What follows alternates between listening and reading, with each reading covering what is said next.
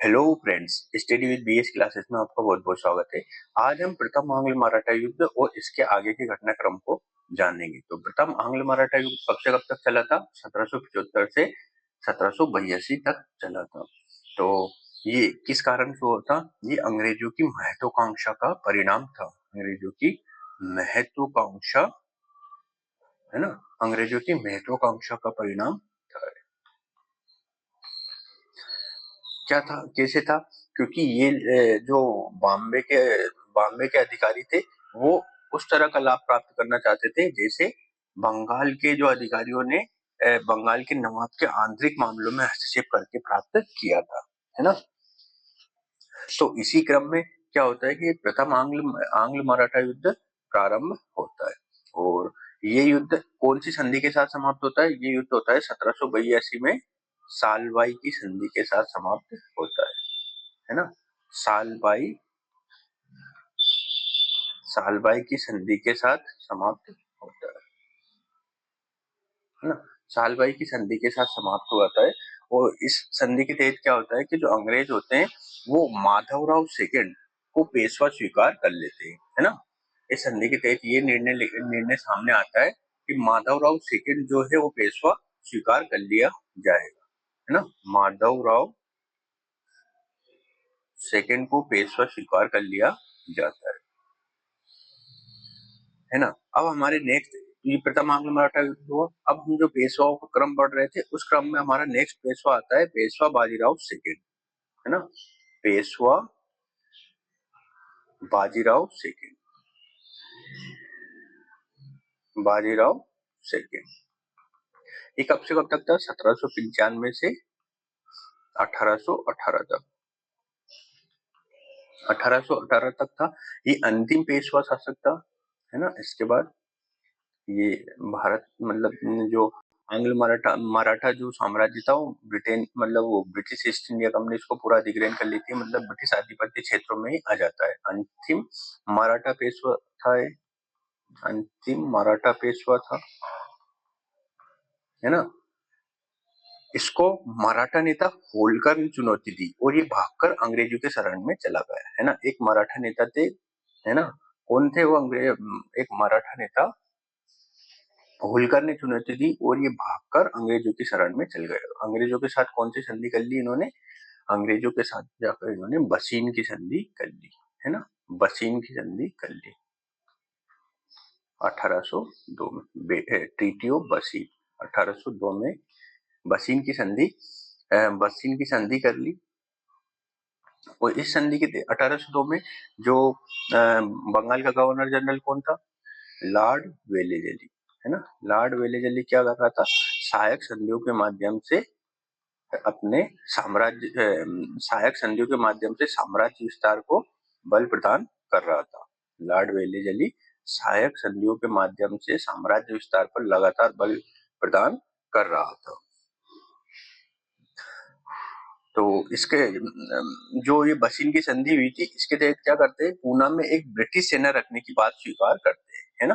जो पूना को ब्रिटिश संरक्षण में ले आते और उस ब्रिटिश सेना के बदले इन्होंने ये कहा कि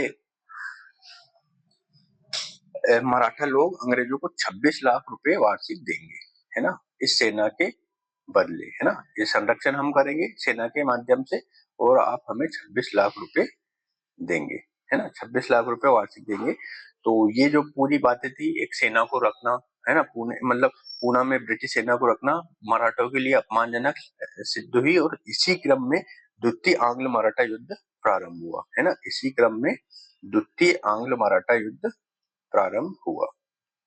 द्वितीय आंग्ल मराठा युद्ध प्रारंभ हुआ। द्वितीय आंग्ल मराठा युद्ध प्रारंभ हुआ। ये कब से कब तक चला? ये 1803 से 1805 तक चला, द्वितीय आंग्ल मराठा युद्ध। इसमें क्या हुआ कि लॉर्ड वेलेजरी ने मराठा सरदारों को पराजित कर प्रादेशिक लाभ अर्जित किए, है ना। प्रादेशिक आर्थिक लाभ अर्जित किए मराठा सरदारों को पराजित कर, है ना, प्रादेशिक आर्थिक लाभ अर्जित किए, मराठा सेनाओं को पराजित कर, है ना, प्रादेशिक आर्थिक लाभ अर्जित किए। अब कौन कौन से क्षेत्र थे? है ना, जहां पे इन्होंने संधि की। पहला था भोसले के साथ,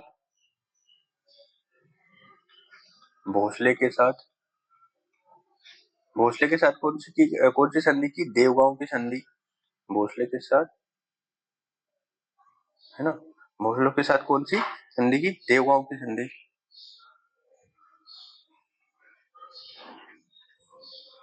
भोसले के साथ देवगांव की संधि।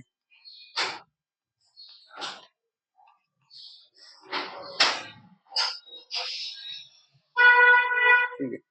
सिंधिया के साथ, सिंधिया के साथ सुरजी राजनांदगांव की संधि।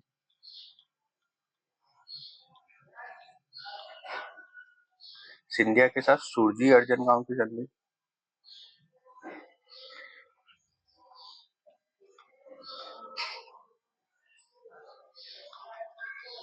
और होलकर के साथ राजपुर घाट की संधि। होलकर के साथ राजपुर घाट की संधि, राजपुर घाट की संधि। ठीक है। अब इसी क्रम में क्या होता है कि तृतीय आंग्ल मराठा युद्ध होता है 1818 में। तृतीय आंग्ल मराठा युद्ध होता है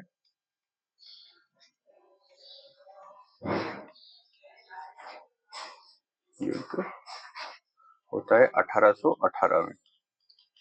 ठीक। इस समय जो बंगाल का गवर्नर जनरल था वो लॉर्ड हेस्टिंग था, लॉर्ड हेस्टिंग। ठीक है। इस समय एक पिंडारियों का दमन करने के लिए इन्होंने, पिंडारियों का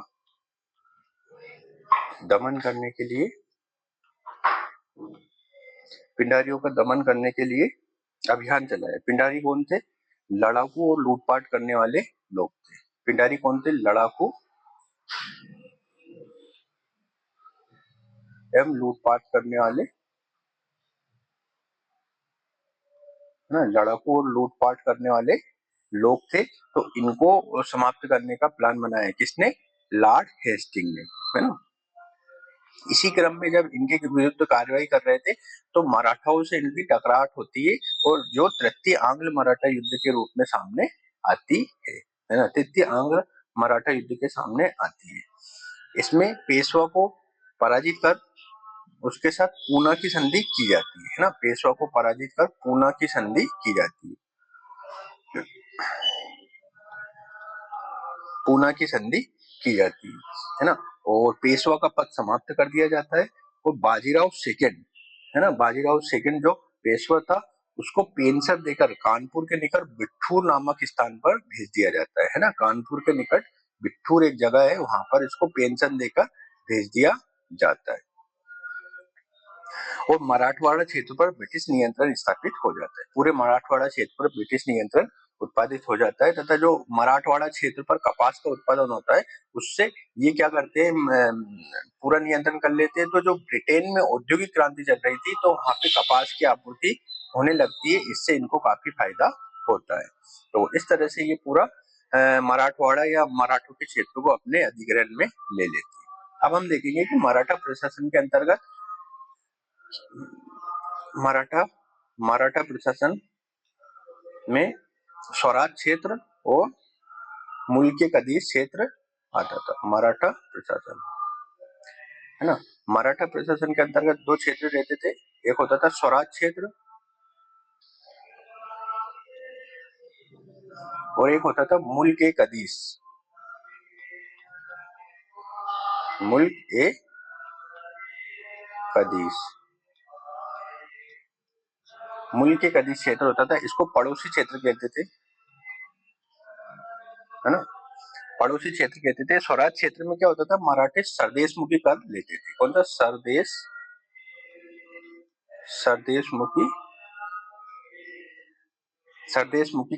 सरदेशमुखी कर लेते थे जो आय का 10% हिस्सा होता था, है ना, आय का, है ना। ये किससे लेते थे? मराठों से लेते थे, जो मराठा लोग वहां पे शासन करते थे, है ना। सो अपने क्षेत्रों से 10% लेते थे और ये सीधे छत्रपति के पास जाता था जो कि वेद था, है ना, सीधे छत्रपति के पास जाता था जो वेद था। मूल के कदी जो पड़ोसी क्षेत्रों से कर लिया जाता था उसे चौथ कर कहते थे, है ना, चौथ कर इसको कहते थे, है ना। ये मराठा आक्रमण से बचने के लिए दिया जाता था और ये आय का 1/4 हिस्सा होता था, है ना। जितनी आय हो रही है पास वाले राज्य की उसकी 1/4 हिस्सा होता था तथा ये विभिन्न मराठा सरदारों में विभाजित होता था, है ना। जो चौथकर होता था विभिन्न मराठा सरदारों में मतलब मराठाओं में डिवाइड होता था, है ना। तो इसको हम देख लेते हैं कैसे ये डिवाइड होता था, है ना। जो चौथकर का अब हम देखते हैं मोकास, है ना, कैसे डिवाइड होता था। ये मोकास होता था सबसे पहले। मोकास क्या होता था, चौथ का 66% भाग होता था ना, चौथ का 66% भाग होता था और ये संबंधित मराठा सरदार को मिलता था, है ना। जो संबंधित मराठा सरदार है उसको मिलता था। दूसरा होता था बाप्ती,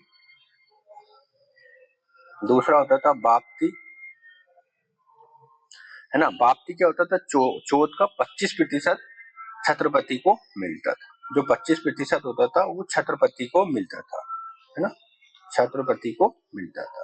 और 66% मराठा सरदार को मिलता था, है ना। बाप्ती। तीसरा होता है सहोत्रा, है ना। सहोत्रा क्या होता था, ये जो चौथ का कुल परसेंट, चौथ के 6% हिस्सा सचिव को मिलता था, है ना, सचिव को मिलता था, ये सहोत्रा कहलाता था। नेक्स्ट होता है नादगोंडा,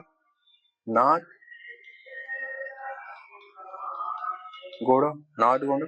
ये क्या था, ये जो चौथ होता था उसका 3% था, ये छत्रपति के विवेक पर रहता था, है ना। वो उसका कैसे प्रयोग करना चाहता है उसके विवेक पर रहता था, छत्रपति के विवेक पर निर्भर करता था। तो ये पूरा डिविजन था इनका, इस तरह से होता था। अब मराठाओं का कुछ विशेष बात देख लेते हैं, उनके ग्रामीण क्षेत्र में क्या कार्य प्रणाली थी। मराठाओं के यहाँ गांव का मुख्य अधिकारी पटेल या पाटिल होता था, है ना। जो मुख्य अधिकारी होता था पटेल या पाटिल कहते थे उसको, पटेल या पाटिल कहते थे, है ना। जो गांव का मुख्य अधिकारी था और गांव की देखरेख, गांव के जो कर और न्यायिक संबंधी कार्यों को देखता था, है ना। ये होता था कर और न्यायिक कार्यों को देखता था, है ना, कर तथा न्यायिक कार्यों को ये देखता, न्यायिक कार्यों को ये देखता था। पटेल के नीचे कौन था, है ना, गांव में सर्वोच्च अधिकारी पटेल होता था, उसके नीचे होता था पटेल के नीचे कुलकर्णी होता था, है ना, पटेल के नीचे कुलकर्णी होता था, जो गांव की भूमि का लेखा जोखा रखता था, है ना। कुलकर्णी गांव की जो भूमि होती थी उसका लेखा जोखा रखता था। इसके नीचे चौगुले होते थे, इसके नीचे चौगुले होते थे, इसके नीचे चौगुले होते थे जो कुलकर्णी के लेखाओं की देखरेख करते थे, है ना, कुलकर्णी के लेखाओं की देखभाल करते थे।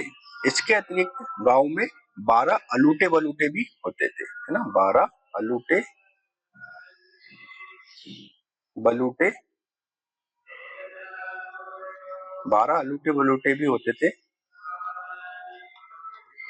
थे, जो क्या करते थे, गांव में अन्य सहायक कार्यों में मदद करते थे, है ना। गांव में जो और भी जो कार्य निकलते थे उनमें ये 12 लूटे बलूटे सहायता करते थे। तो इस तरह से पटेल प्रमुख था गांव में, उनके नीचे कुलकर्णी होते थे, उनके नीचे चोगुल होते थे और उनके नीचे अलूटे बलूटे कार्य करते थे। ये इनकी हिरेचिकल डिवीजन है।